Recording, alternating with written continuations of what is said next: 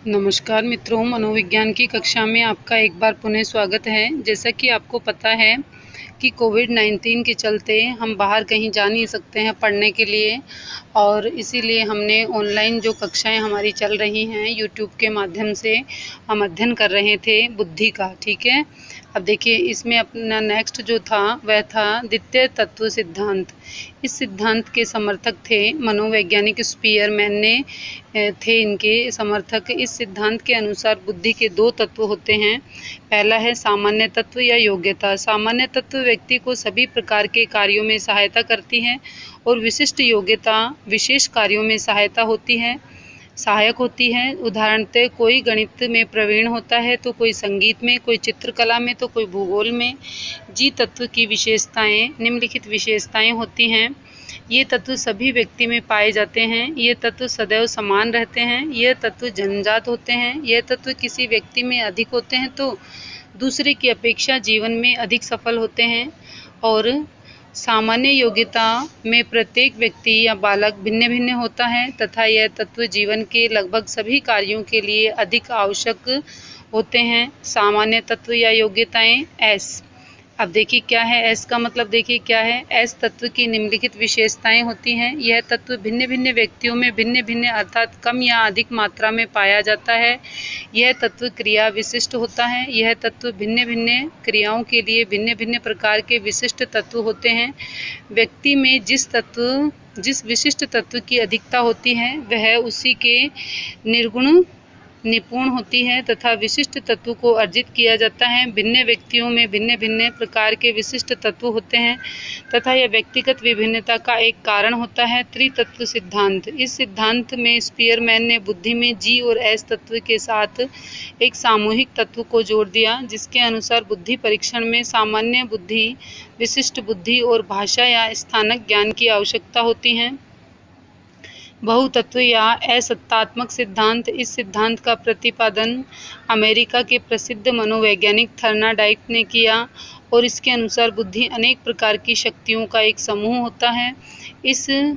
इन विभिन्न प्रकार की शक्तियों में किसी तरह की समानता का होना आवश्यक होता है। जैसे थर्नाडाइट बुद्धि के सामान्य या विशेष तत्व को नहीं मानते हैं। उनके अनुसार सभी व्यक्तियों में विशेष प्रकार की बुद्धि होती है।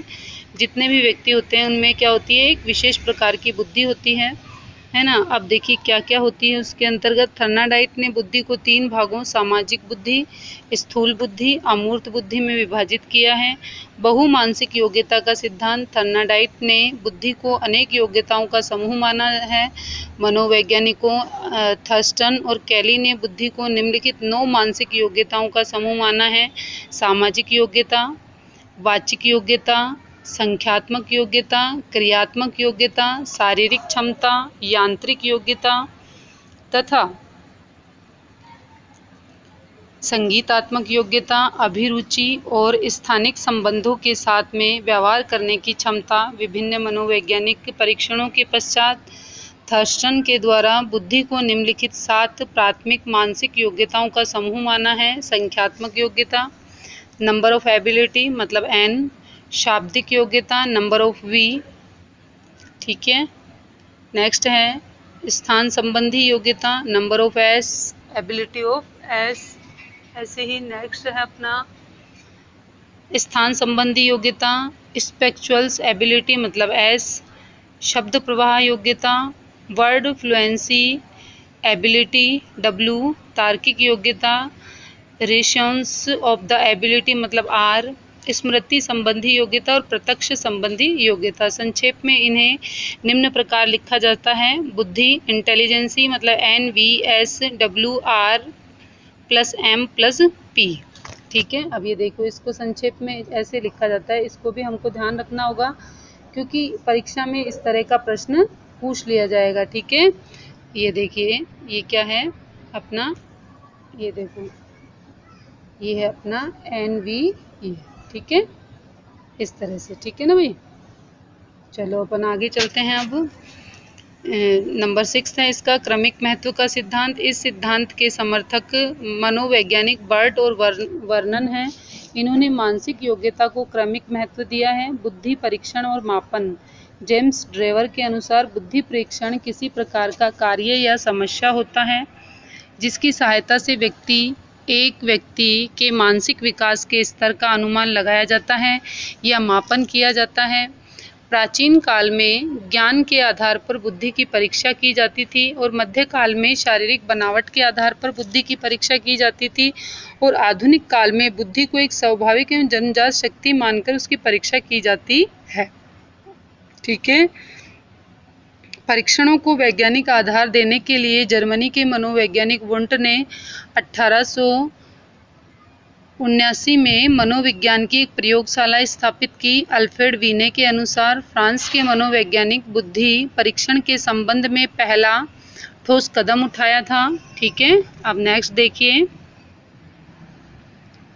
इन्होंने 1905 में मनोवैज्ञानिक साइमन की सहायता से भिन्न भिन्न आयु के बालकों की बुद्धि परीक्षण के लिए प्रश्नावलियों का निर्माण किया और जिसे बीने साइमन मानक्रम के नाम से भी जाना गया। इसे किस नाम से जाना गया? बीने साइमन मानक्रम के नाम से भी इन्हें जाना गया। ये देखिए, बीने साइमन मानक्रम, ये देखिए। ठीक है, अभी याद रखना, इस तरह का क्वेश्चन बन सकता है।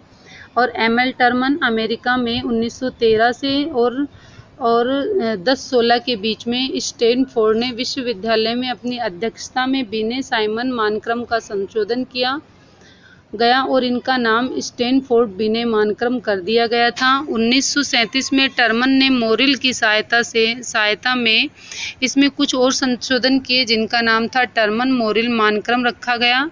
भारत में भारतीय बालकों के लिए उत्तर प्रदेश में इलाहाबाद स्थित मनोविज्ञानशाला में भी बीने साइमन परीक्षाओं का संशोधन किया गया और भारत में डॉक्टर सोहनलाल, डॉक्टर जालोटा और पंडित लज्जा शंकर जहां तथा डॉक्टर CM भाटिया आदि ने विभिन्न बुद्धि परीक्षणों का निर्माण किया। बुद्धि परीक्षणों के प्रकार। बुद्धि परीक्षणों को 2 प्रकारों में विभाजित किया गया। है व्यक्तिगत बुद्धि परीक्षण। क्या है? व्यक्तिगत बुद्धि परीक्षण। अब क्या है देखिए, व्यक्तिगत बुद्धि परीक्षण 2 प्रकार का होता है। शाब्दिक व्यक्तिगत बुद्धि परीक्षण। इन परीक्षणों का प्रयोग उन्हीं व्यक्तियों पर किया जाता है जिन्हें भाषा का ज्ञान है और पढ़े लिखे हैं। इन परीक्षणों में प्राय बीने साइमन परीक्षण विधि तथा टर्मन बुद्धि परीक्षण विधि का प्रयोग किया जाता है। बीने साइमन बुद्धि परीक्षण विधि में मानसिक आयु के आधार पर बुद्धि परीक्षण किया जाता है। टर्मन बुद्धि परीक्षण, जो कि टर्मन के द्वारा बीने साइमन विधि संशोधित रूप है, में टर्मन ने बीने के 54 प्रश्नों में के स्थान पर अपनी प्रश्नावली में 10 प्रश्न निर्धारित किए। इन प्रश्नावलियों के आधार पर मानसिक आयु ज्ञात करते हैं तथा इनका वास्तविक आयु से मिलन करके बुद्धि के विषय में निर्णय लेते हैं। अशाब्दिक व्यक्तिगत बुद्धि परीक्षण। ये परीक्षण उन व्यक्तियों के लिए होता है जिन्हें भाषा नहीं आती, जो अनपढ़, गूंगे, बहरे तथा मूर्त वस्तुओं, चित्रों, व्यूह, ज्योमितियों तथा आकृतियों आदि का प्रयोग किया जाता है और इनके साथ व्यक्ति को हाथ में क्रियाएं करनी पड़ती हैं, अतः क्रियात्मक बुद्धि परीक्षण भी कहा जाता है। ठीक है। अशाब्दिक बुद्धि परीक्षण में निम्नलिखित शामिल हैं। चित्रांकन परीक्षण। इस परीक्षा में बालक को कागज, पेंसिल देकर के कोई चित्र, मनुष्य, गाय, भैंस आदि को खींचा जाता है। और देखिए आगे, चित्र पूर्ति परीक्षण। इस परीक्षा में बालक के सामने एक चित्र प्रस्तुत किया जाता है जिसमें अनेक वर्णकार टुकड़े काटकर निकाल दिए जाते हैं और इसके बाद बालकों में उन वर्णकार टुकड़ों को उचित स्थान पर रखकर चित्र को पूरा करने के लिए कहा जाता है। जो बालक चित्र को पूरा कर देते हैं वे तीव्र गति से समझे जाते हैं। तथा वस्तु संयोजन परीक्षण। इस परीक्षण का प्रयोग वैक्सलर ने अपने वैक्सलर वैल्यू बुद्धि मानक्रम में किया था। तथा भूल भुलैया परीक्षण। इस परीक्षा में बालकों को कागज पर बना एक ऐसा चित्र दिया जाता है जिसमें कई लक्ष्य तक पहुंचने के कई मार्ग होते हैं। जो बालक किसी अंधे मार्ग में भटके बिना पेंसिल के द्वारा छोटे से छोटे और जल्दी से जल्दी मार्ग ढूंढ लेते हैं, वे बुद्धिमान समझे जाते हैं। आकृति फलक परीक्षण। आकृति फलक परीक्षण में बालक के सामने एक ऐसे तख्ते को प्रस्तुत किया जाता है जिसमें विभिन्न आकृतियों के छिद्र होते हैं तथा इन छेदों में उन्हें उनके अनुरूप कटे हुए टुकड़ों को उचित स्थान में बैठाना पड़ता है। जो बालक नियत समय में टुकड़ों को ठीक स्थान पर बैठा लेता है उसे बुद्धिमान समझा जाता है। सामूहिक बुद्धि परीक्षण, इन परीक्षणों में व्यक्ति समूह की बुद्धि की परीक्षा की जाती है तथा सामूहिक बुद्धि परीक्षणों का जन्म प्रथम विश्व युद्ध के समय 1917 से 1918 में हुआ था। सामूहिक बुद्धि परीक्षण में निम्नलिखित परीक्षण शामिल हैं। आर्मी अल्फा परीक्षण, इस परीक्षण में उन लोगों के लिए बनाया गया है जो अंग्रेजी पढ़ना तथा लिखना जानते हैं। इसे शाब्दिक सामूहिक बुद्धि परीक्षण भी कहा जाता है। इन परीक्षणों के आधार पर भाषा का ही प्रयोग होता है। इसमें शब्दों और संख्याओं पर आधारित बहुत से प्रश्न एक छोटी सी पुस्तिका के रूप में संग्रहित होते हैं।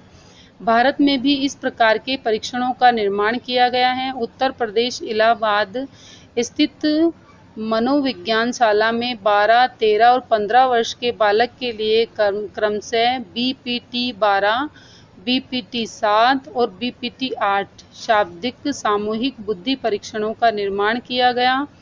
आर्मी बीटा परीक्षण, यह परीक्षण उन लोगों के लिए बनाया गया है जो अनपढ़ और विदेशी हैं। ये भाषा में अनभिज्ञ होते थे तथा वे अशाब्दिक सामूहिक बुद्धि परीक्षण भी कहे जाते हैं। इस प्रकार के परीक्षणों में भाषा का प्रयोग नहीं होता है। इन परीक्षणों में या तो कोई चित्र बनाया जाता है या बने हुए चित्र में गलती बताने को कहा जाता है। चलिए अब नेक्स्ट अपने पेज पर चलते हैं। फटाफट से अपन इसको करते हैं क्योंकि अब अपने पास इतना समय तो है नहीं, अब कभी भी रीट की परीक्षा करवा लेंगे ये, ठीक है। अब देखो बुद्धि क्या है। बुद्धि प्रयुक्त आधारभूत प्रत्यय क्या है ना। जो अपनी एज है, मान लीजिए अपनी आयु है, तो आयु में क्या कह रहा है कि यह आयु वर्ष, माह इत्यादि से, अब देखिए जैसे मान लीजिए बुद्धि लब्धि है, ठीक है ना, बुद्धि लब्धि है और एक अपनी है मेंटल आयु, ठीक है, और एक अपनी है क्रोनोलॉजिकल आयु। अब ये क्या है, ये देखिए इसको तो हम CA लिखते हैं, ठीक है, और मेंटल आयु क्या होती है MA, ठीक है। और बुद्धि लब्धि को कैसे लिखेंगे अपन। बुद्धि को मापने के लिए टर्मन ने बुद्धि लब्धि के विचार का आविष्कार किया। इसे संक्षेप में IQ भी कहा गया। बुद्धि लब्धि बालक या व्यक्ति की सामान्य विशेषता के विकास की गति बताती है। बुद्धि लब्धि बराबर मानसिक आयु इंटू 100 और वास्तविक आयु, ऐसे ही हम लिखेंगे IQ बराबर MA/CA इंटू 100, ठीक है। अब देखिए बुद्धि लब्धि बराबर MA मतलब मानसिक आयु इंटू 100/CA। उदाहरण के लिए यदि किसी बालक की मानसिक आयु मान लीजिए 8 है, ठीक है, और उसकी वास्तविक आयु 12 है, तो उसकी बुद्धि लब्धि कितनी होनी चाहिए। तो क्या करेंगे अपन 8/12 इंटू 100, ठीक है। तो अब अपन देख लीजिए निकाल लेंगे तो क्या निकलेगा 66, ठीक है ना। ऐसे मान लीजिए किसी बालक की मानसिक आयु 15 वर्ष है और उसकी वास्तविक आयु 10 है, तो बुद्धि लब्धि क्या होगी, तो 15/10 इंटू 100 तो 150 हो जाएगी। आयु के साथ एक सीमा 21 या 22 वर्ष की आयु तक मानसिक आयु बढ़ती है और इसलिए बुद्धि भी बढ़ती है, किंतु बुद्धि की लब्धि स्थिर रहती है। अब देखो बुद्धि लब्धि का वर्गीकरण। 18 वर्ष सामान्य बुद्धि बालकों में श्रेष्ठ बुद्धि बालकों की बुद्धि इस आयु तक ही बढ़ती है तथा 20 वर्ष अति श्रेष्ठ बालक की बुद्धि इस आयु तक बढ़ती है तथा 21 वर्ष प्रतिभाशाली बालकों की बुद्धि इस आयु तक बढ़ती है। टर्मन के द्वारा प्रतिपादित बुद्धि लब्धि वर्गीकरण निम्न प्रकार है। तो इसके अब देखिए मित्रों, आज हम इतना ही पढ़ते हैं। अब हम नेक्स्ट कक्षा में जो हमारा टॉपिक होगा वह नेक्स्ट कक्षा में होगा, ठीक है। तब तक के लिए धन्यवाद। जय हिंद, जय भारत, नमस्कार।